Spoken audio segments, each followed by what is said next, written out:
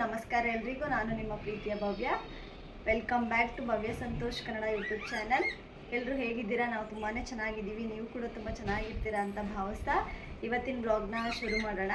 ಇವತ್ತು ಬಂದು ಸೋಮವಾರ. ಎಲ್ಲ ಕೆಲಸಗಳನ್ನೆಲ್ಲ ಮುಗಿಸಿ ಇವತ್ತು ವಾರ ಕೂಡ ಮಾಡಿ, ಹಾಗೆ ಮನೆಯಲ್ಲೂ ಕೂಡ ದೇವ್ರ ಪೂಜೆ ಎಲ್ಲ ಮುಗಿಸಿ ದೇವಸ್ಥಾನಕ್ಕೂ ಹೋಗಿ ಬಂದ್ವಿ.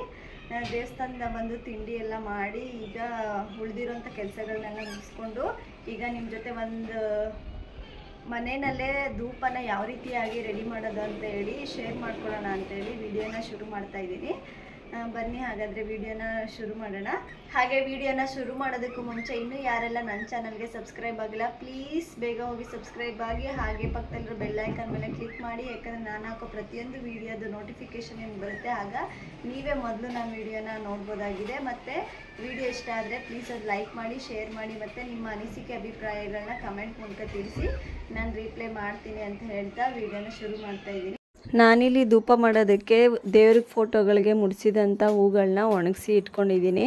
ಇನ್ನು ಮನೆಯಲ್ಲಿ ಯಾವುದಾದ್ರೂ ಹಬ್ಬಕ್ಕೆ ಅಂತ ಹೇಳಿ ದೇವ್ರ ಫೋಟೋಗೆ ತುಂಬಾ ದುಡ್ಡು ಕೊಟ್ಟು ತುಂಬ ಪ್ರೀತಿಯಿಂದ ಹೂಗಳನ್ನ ತಂದು ಮುಡಿಸಿರ್ತೀವಿ. ಆದರೆ ಅದು ಒಂದು ದಿನ ಅಥವಾ 2 ದಿನಕ್ಕೆ ಮತ್ತೆ ತೆಗೆಯೋದಕ್ಕೆ ಮನಸ್ಸೇ ಆಗ್ತಾ ಇರಲ್ಲ. ಅಂಥ ಟೈಮಲ್ಲಿ ತೆಗೆದು ಈ ಥರ ಒಣಗಿಸಿ ಇಟ್ಕೊಂಡ್ರೆ ಅದರಿಂದನೇ ಧೂಪನ ಮಾಡ್ಕೋಬೋದು. ಅದನ್ನ ರೀಯೂಸ್ ಮಾಡ್ಕೊಂಡಂಗೂ ಕೂಡ ಆಗುತ್ತೆ. ಮತ್ತು ನಾವೇ ಕೈಯಾರೆ ದೇವ್ರಿಗೆ ಧೂಪನ ಮಾಡಿ ಹಚ್ಚೋದ್ರಿಂದ ಮನಸ್ಸಿಗೆ ತುಂಬಾ ಖುಷಿ ಆಗುತ್ತೆ.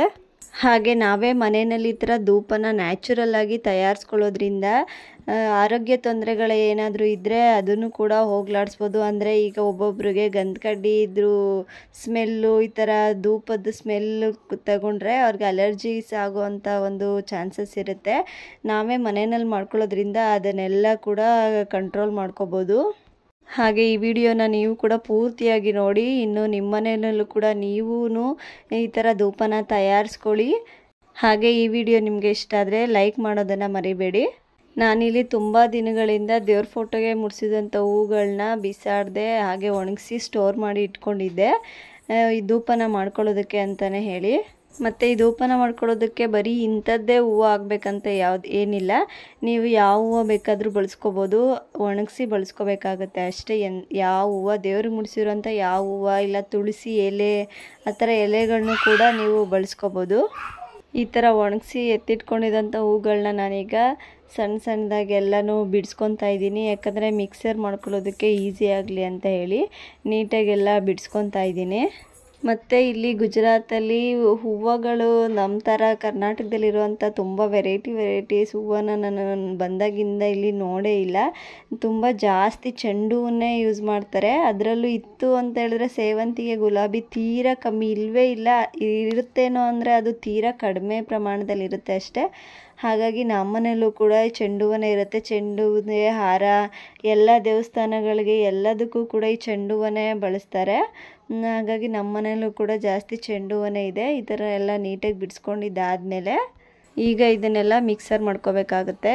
ಹಾಗೆ ಇದ್ರ ಜೊತೆ ಏನೇನೆಲ್ಲ ಬಳಸ್ಕೋಬೇಕು ಅಂತ ಹೇಳಿದ್ರೆ ಒಂದು 7ರಿಂದ 8 ಪಲಾವ್ ಎಲೆ, 10ರಿಂದ 15 ಲವಂಗ ತೊಗೊಂಡಿದ್ದೀನಿ. ಹಾಗೆ ಅದ್ರ ಜೊತೆ ಮನೆಯಲ್ಲಿ ಗೋಮೂತ್ರ ಇತ್ತು ಅಂತ ಹೇಳಿ ತೊಗೊಂಡಿದ್ದೀನಿ. ಇರಲಿಲ್ಲ ಅಂದರೂ ಪರವಾಗಿಲ್ಲ, ಹಾಗೆ ಮಾಡಿಕೊಂಡ್ರು ನಡೆಯುತ್ತೆ. ಹಾಗೆ ಕರ್ಪೂರ ಮತ್ತು ಸ್ವಲ್ಪ ಸಾಂಬ್ರಾಣಿ, ಹಾಗೆ ಸ್ವಲ್ಪ ತುಪ್ಪ ಬೇಕಾಗುತ್ತೆ. ಹಾಗೆ ಅದನ್ನು ಕೂಡ ತೊಗೊಂಡಿದ್ದೀನಿ. ಈಗ ಇದನ್ನೆಲ್ಲ ಹಾಕಿ ಮಿಕ್ಸರಲ್ಲಿ ಚೆನ್ನಾಗಿ ನೈಸ್ಗೆ ಪೌಡರ್ ಮಾಡ್ಕೋಬೇಕಾಗುತ್ತೆ. ನಾನಿಲ್ಲಿ ಇದನ್ನು 2 ಸರಿ ಮಿಕ್ಸ್ ಮಾಡ್ಕೊತಾ ಇದ್ದೀನಿ. ಹಾಗಾಗಿ ಎಲ್ಲನೂ ಕೂಡ ಒಂದೇ ಸರಿ ಹಾಕ್ಕೊಂಡು ನೆಕ್ಸ್ಟ್ ಇನ್ನೊಂದು ಸರಿಗೆ ಬರೀ ಹೂವನ್ನ ಮಾತ್ರ ಮಿಕ್ಸರ್ ಮಾಡ್ಕೊತಾ ಇದ್ದೀನಿ.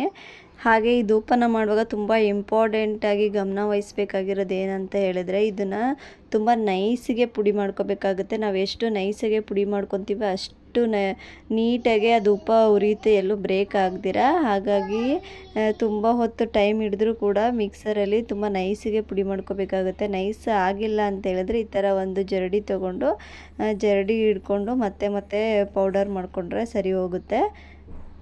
ನೋಡ್ತಾ ಇರ್ಬೋದು ನಾನಿಲ್ಲಿ ಈ ಥರ ಪೌಡರ್ನ ಮಾಡ್ಕೊಂಡಿದ್ದೀನಿ. ಇದನ್ನು ಇನ್ನೂ ಕೂಡ ನೈಸ್ ಮಾಡಿಕೊಂಡ್ರೂ ಕೂಡ ಸರಿ ಹೋಗುತ್ತೆ. ನಮ್ಮ ಮಿಕ್ಸಿಯಲ್ಲಿ ಇಷ್ಟೇ ಆಗಿದ್ದು, ಸೊ ಅದಕ್ಕೆ ಹಾಗೆ ತೊಗೊಂಡಿದ್ದೀನಿ. ಒಟ್ಟಲ್ಲಿ ನೈಸಿಗೆ ಪೌಡರ್ ಮಾಡಿಕೊಂಡ್ರೆ ತುಂಬಾ ಚೆನ್ನಾಗಿ ಉರಿಯುತ್ತೆ ಧೂಪಗಳು. ಈಗ ಈ ಪುಡಿನೆಲ್ಲ ಒಂದು ಪಾತ್ರೆಗೆ ಹಾಕ್ಕೊಂಡು ಇದಕ್ಕೆ 1 ಚಮಚದಷ್ಟು ಸ್ಪೂನ್ನ ಹಾಕ್ಕೊಂಡಿದ್ದೀನಿ. ಎಷ್ಟೇ ಪೌಡರ್ ಮಾಡಿದ್ರೂ ಕೂಡ 1 ಸ್ಪೂನಷ್ಟು ತುಪ್ಪ ಹಾಕ್ಕೊಂಡ್ರೆ ಸಾಕಾಗುತ್ತೆ. ಶಾಸ್ತ್ರಕ್ಕೋಸ್ಕರ ಅಷ್ಟೇ, ದೇವ್ರಿಗೆ ಹಚ್ಚೋದ್ರಿಂದ ಸ್ವಲ್ಪ ಶ್ರೇಷ್ಠವಾಗಿ ಇರಲಿ ಅನ್ನೋದಕ್ಕೋಸ್ಕರ 1 ಸ್ಪೂನ್ ತುಪ್ಪನ ಹಾಕ್ಕೊತಾ ಇದ್ದೀನಿ. ಈಗ ಇದಕ್ಕೆ ಸ್ವಲ್ಪ ಗೋಮೂತ್ರನ ಆ್ಯಡ್ ಮಾಡ್ಕೊತಾ ಇದ್ದೀನಿ. ಇತ್ತು ಅಂತ ಹೇಳಿದ್ರೆ ಹಾಕ್ಕೋಬೋದು, ಇರಲಿಲ್ಲ ಅಂದರೆ ಏನಾಗಲ್ಲ. ಸ್ವಲ್ಪ ನೀರನ್ನೇ ಹಾಕ್ಕೊಂಡು ಮಿಕ್ಸ್ ಮಾಡಿಕೊಂಡ್ರೆ ಸರಿ ಹೋಗುತ್ತೆ. ಈಗ ಇದನ್ನು ನೀರನ್ನು ಹಾಕೊಳ್ಳೋದಕ್ಕಿಂತ ಮುಂಚೆನೇ ತುಪ್ಪ ಮತ್ತು ಗೋಮೂತ್ರ ಏನು ಹಾಕಿರ್ತೀವಿ ಇದನ್ನು ಹಾಗೆ ಒಂದ್ಸರಿ ಡ್ರೈ ಆಗಿ ಮಿಕ್ಸ್ ಮಾಡ್ಕೋಬೇಕಾಗುತ್ತೆ. ಈಗ ಇದಕ್ಕೆ ನೀರನ್ನು ಕೂಡ ಸ್ವಲ್ಪನೇ ಹಾಕ್ಕೊಂಡು ಮಿಕ್ಸ್ ಮಾಡ್ಕೋಬೇಕಾಗುತ್ತೆ. ಎಷ್ಟು ಬೇಕಾಗುತ್ತೆ ನೋಡಿಕೊಂಡು ಸ್ವಲ್ಪನೇ ಹಾಕ್ಕೊಂಡು ಮಿಕ್ಸ್ ಮಾಡ್ಕೋಬೇಕಾಗುತ್ತೆ. ಒಂದು ವೇಳೆ ಜಾಸ್ತಿ ನೀರು ಹಾಕ್ಕೊಬಿಟ್ರೆ ಅದು ಶೇಪ್ ಕಟ್ಟೋದಕ್ಕೆ ಬರೋದಿಲ್ಲ. ಹಾಗಾಗಿ ಸ್ವಲ್ಪನೇ ಸ್ವಲ್ಪ ಗಟ್ಟಿಯಾಗಿ ಕಲಿಸ್ಕೋಬೇಕಾಗುತ್ತೆ. ಚೆನ್ನಾಗಿ ಒಂದ್ಸಲ ಮಿಕ್ಸ್ ಮಾಡ್ಕೊಂಡು ಇದಾದಮೇಲೆ ಈಗ ಇದನ್ನು ಬೇಕಿದ್ದರೆ ಕೈ ಮೇಲೂ ಇಟ್ಕೊಂಡು ಈ ಥರ ಕೈಯಿಂದನೇ ಈ ಥರ ಮಾಡ್ಕೋಬೋದು. ಧೂಪದ ಥರ ಶೇಪಲ್ಲಿ ಕೈಯಿಂದನೇ ಕೂಡ ಮಾಡ್ಕೋಬೋದು. ಇಲ್ಲ ಅಂತ ಹೇಳಿದ್ರೆ ಈ ಥರ ಧೂಪನ ಮಾಡೋದಕ್ಕೆ ಅಂತಲೇ ಹೇಳಿ ಮೋಲ್ಡ್ಗಳು ಸಿಗ್ತವೆ ಆನ್ಲೈನಲ್ಲಿ, ಅದನ್ನು ಕೂಡ ತೊಗೊಂಡು ನೀವು ಮಾಡ್ಕೋಬೋದು. ಇಲ್ಲ ಅಂತ ಹೇಳಿದರೆ ಈ ಥರ ಪೇಪರಲ್ಲಿ ಬೆಸ್ಟ್ ಮೆಥಡು ಪೇಪರಲ್ಲಿ ಮಾಡ್ಕೊಳ್ಳೋ ಅಂಥದ್ದು. ಒಂದು ಸ್ಕ್ವೇರ್ ಶೇಪಲ್ಲಿ ಪೇಪರ್ನ ಕಟ್ ಮಾಡಿಕೊಂಡು ಅದಕ್ಕೆ ನೀಟಾಗಿ ಅದ್ರ ಒಳಗಡೆ ಈ ಥರ ತಯಾರು ಮಾಡ್ಕೊಂಡಿರೋದೇನಿದೆ ಧೂಪನ ಅದನ್ನೆಲ್ಲ ನೀಟಾಗಿ ಹಾಕಿ ಅದನ್ನು ಓಪನ್ ಮಾಡಿದ್ರೆ ಅದು ಸೇಮ್ ಕೋನ್ ಶೇಪಲ್ಲಿ ಯಾವ ರೀತಿಯಾಗಿ ಧೂಪ ಬರುತ್ತೆ ನೋಡಿ ಅಂಗಡಿಲೆಲ್ಲ ಅದೇ ರೀತಿಯಾಗಿ ಬರುತ್ತೆ.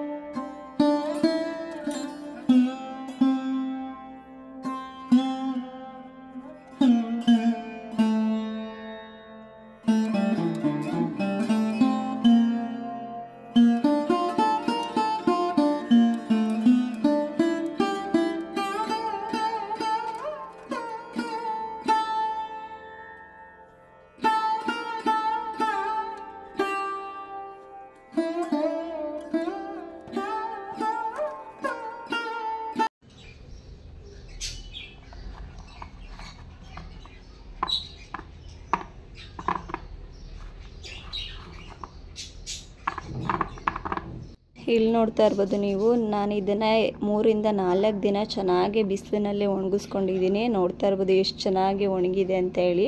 ಎಷ್ಟು ಚೆನ್ನಾಗಿ ಒಣಗಿಸ್ತೀವಿ ನಾವು ಅಷ್ಟು ಚೆನ್ನಾಗಿ ಎಲ್ಲೂ ಬ್ರೇಕ್ ಆಗ್ದಂಗೆ ಅದು ಧೂಪ ಉರಿತಾ ಹೋಗುತ್ತೆ.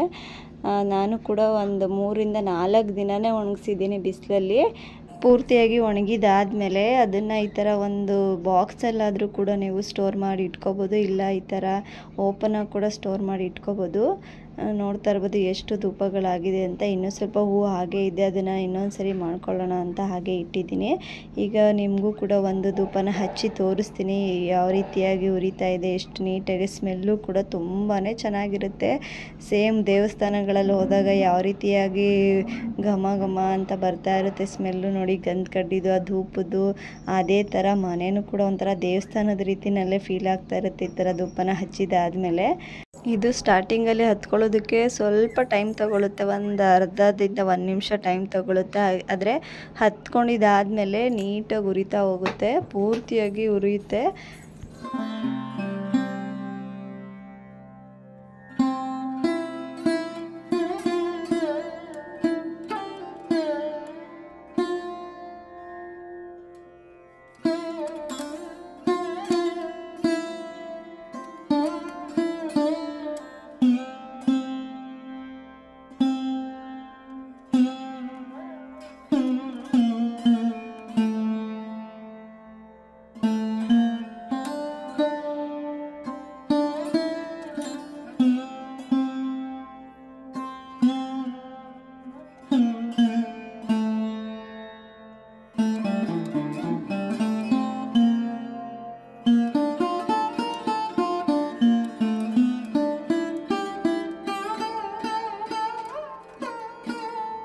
ನೋಡಿದ್ರಲ್ಲ ಮನೆಯಲ್ಲೇ ಯಾವ ರೀತಿಯಾಗಿ ದೇವ್ರಿಗೆ ಮುಡಿಸಿರೋಂಥ ಹೂಗಳನ್ನ ಬಳಸ್ಕೊಂಡು ಧೂಪನ ಮಾಡಿಕೊಂಡೆ ಅಂತ ಹೇಳಿ. ನೀವು ಕೂಡ ಇನ್ಮೇಲೆ ಹೂವುಗಳನ್ನ ವೇಸ್ಟ್ ಮಾಡೋದಕ್ಕೆ ಹೋಗಬೇಡಿ. ಇದೇ ಥರ ಧೂಪನ ಮಾಡಿಕೊಂಡು ನಿಮ್ಮನೆ ದೇವರಿಗೆ ಧೂಪನ ಹಚ್ಚಿ ಖುಷಿಯಾಗಿರಿ. ಮತ್ತು ಯಾರೆಲ್ಲ ಕೊನೆವರೆಗೂ ವಿಡಿಯೋ ನೋಡಿದರೆ ಎಲ್ಲರೂ ಕೂಡ ತುಂಬ ಧನ್ಯವಾದಗಳು. ಹಾಗೆ ಈ ವಿಡಿಯೋ ನಿಮಗೆ ಇಷ್ಟ ಆಗಿದರೆ ಲೈಕ್ ಮಾಡೋದನ್ನು ಮರಿಬೇಡಿ. ಮತ್ತು ಧೂಪನ ಟ್ರೈ ಮಾಡಿ ನೋಡಿ ಹೇಗೆ ಬಂತು ಅನ್ನೋದನ್ನು ಕಮೆಂಟ್ ಮಾಡಿ ತಿಳಿಸಿ ಅಂತ ಹೇಳ್ತಾ ಈ ವಿಡಿಯೋನ ಇಲ್ಲಿಗೆ ಎಂಡ್ ಮಾಡ್ತಾ ಇದ್ದೀನಿ. ಎಲ್ಲರೂ ಕೂಡ ಖುಷಿಯಾಗಿರಿ. ನಮ್ಮ ಅಮ್ಮನ ಚಾನಲ್ ಪ್ಲೀಸ್ ಲೈಕ್ ಮಾಡಿ, ಶೇರ್ ಮಾಡಿ, ಸಬ್ಸ್ಕ್ರೈಬ್ ಮಾಡಿಕೊಂಡು ಫಾಲೋ ಮಾಡಿ. Thank you. Bye bye. Bye bye.